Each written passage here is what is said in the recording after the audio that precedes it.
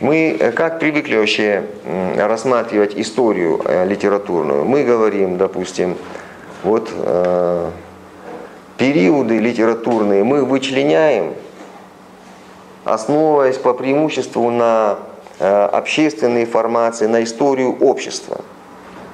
Это очень правомерный подход. Правда, мы дошли до таких крайностей, что потом возник в жизни термин вульгарный социологизм, так называемый. Вот это был один из пороков советского литературоведения в свое время. Вот. Но надо помимо вот этих общественных критериев рассмотрения литературной истории учитывать имманентные, сугубо филологические критерии, сугубо языковые и литературные критерии. Вот при рассмотрении истории осетинской литературы, мне кажется, нужно учитывать участие русского языка в истории осетинской литературы. И тогда мы увидим качественно новый рисунок и вектор этого литературного развития. Вот обратите внимание, в самом начале осетинская профессиональная художественная литература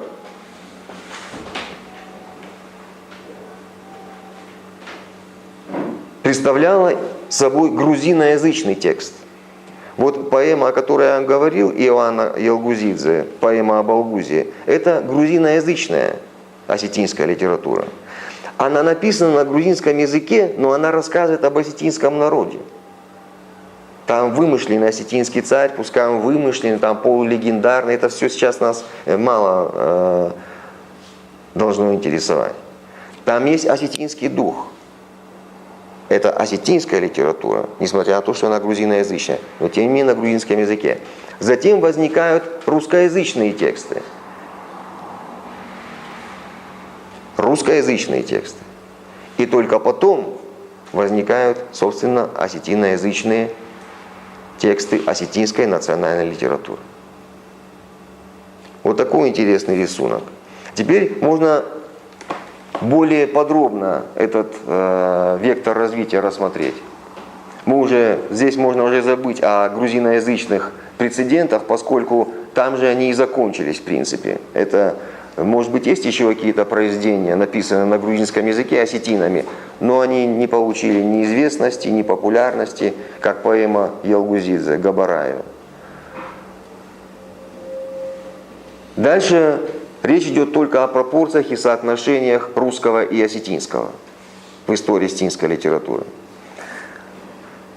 В самом начале авторы осетинские писали только на русском языке, на осетинском не писали ни слова. Вот, допустим, Инаалкануков. Это писатель, который до Куста писал и прозу, и стихи. У него нет ни одного слова, написанного по-осетински, хотя он прекрасно владел осетинским языком. Или генерал Михаил Баев. Михаил, не Гапо. Гапо не был генералом. Он написал прекрасный очерк военно-исторический. И еще какие-то небольшие статьи написал. Тоже на русском языке и ни слова по-осетински. Муса Кундухов, другой генерал русской армии, который оставил нам блестящие мемуары, которые, наверное, вы читали, или, по крайней мере, слышали о них. Прекрасный, первоклассный текст. Первоклассный текст. Тоже на русском языке. Вот это первый этап. Первый этап развития осетинской литературы представляет собой сугубо русскоязычные тексты. Дальше на авансцену литературного процесса выходят так называемые билингвальные авторы осетинские, которые пишут и на русском языке, и на осетинском.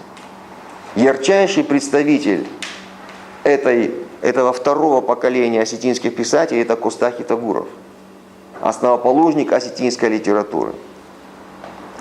Он писал как на русском, так и на осетинском языке. Писатель и поэт билингв, двуязычный.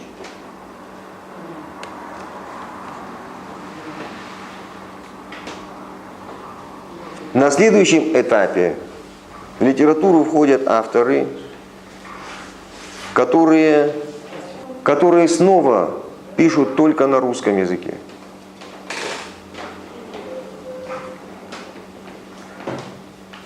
Снова только на русском.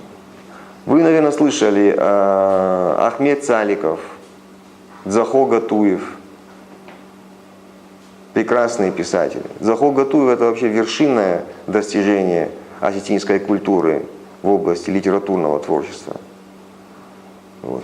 Они опять пишут только на русском языке. И вот эти представители этой волны и дали как раз самые яркие образцы осетинской самобытной национальной литературы. Почему? Вот здесь очень много вопросов. Почему так произошло? Дело в том, что я не могу сейчас ответить однозначно на этот вопрос. Это вопрос, проблема отдельного исследования. Но я думаю вот что. Литературный опыт как бы имеет возможности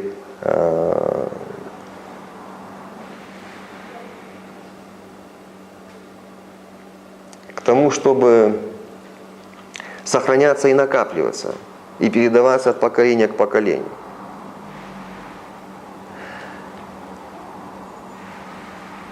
К тому времени, когда в литературу пришли Гатуев и его соплеменники, этого опыта уже было достаточно.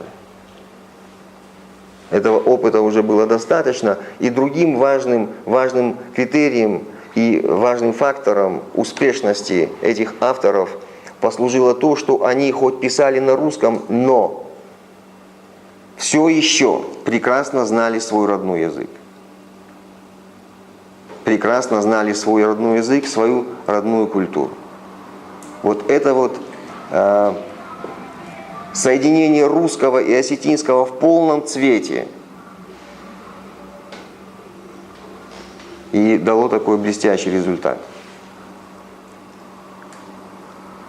Конец этой фазы литературной относится где-то к 30-м годам. Поколение Гатуева было репрессировано. И сам Дзахо Гатуев был расстрелян в 1937 году. Не в последнюю очередь благодаря тому, что обладал недюжинным талантом и писал тексты, которые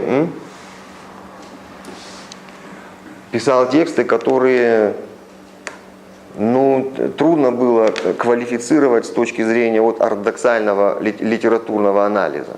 Они все были какие-то кривые, непонятные, построение предложений очень странное,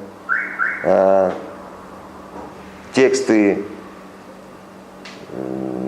многоплановые, усложненные, очень много новаций. Попробуйте почитать. Предложение Гатуева — это феномен. Я не знаю, сейчас смогу ли я что-нибудь процитировать вам. Ну вот, допустим, в повести «Зелимхан», знаете, да? Вот приятно, что люди старшего поколения знают, да. В повести «Зелимхан», допустим, разве можно дом ломать? Ведь его строили. Вот такое предложение. Разве можно дом ломать? Ведь его строили. Оно вроде бы написано на русском языке, но оно не русское по своему построению, и по мысли, и по интонации, и по пафосу. Оно даже где-то нарушает законы русской грамматики и синтаксиса. Вот такого рода симбиоз осетинского, горского духа и русского языка и дает неожиданные высокие художественные образцы. На следующем этапе литературного развития литературу осетинскую создают люди, уже владеющие осетинским языком в гораздо меньшей степени. Понимаете? Гораздо меньшей степени. Они могут еще общаться на бытовом уровне, допустим, возможно, но они не мыслят по-осетински. Они не чувствуют, как говорил Васу Абаев, не чувствуют обертоны, полутона, иначе говоря, осетинского языка и мысли, которая выражается с помощью этого языка. Они уже более канонические и классические авторы, которые больше похожи на, собственно, русских писателей, чем на осетинских. Но, тем не менее, мы не можем поступаться их именами, потому что это были великие и замечательные люди. Изетхан Уруймагова, Хаджи Мурат Мугуев, Василий Цаголов, Тотрбек Джатиев. Известные имена? Если неизвестные, попробуйте почитать. Это я вообще не только про них, а про осетинскую литературу. Вы найдете много интересного и откроете много интересного для себя.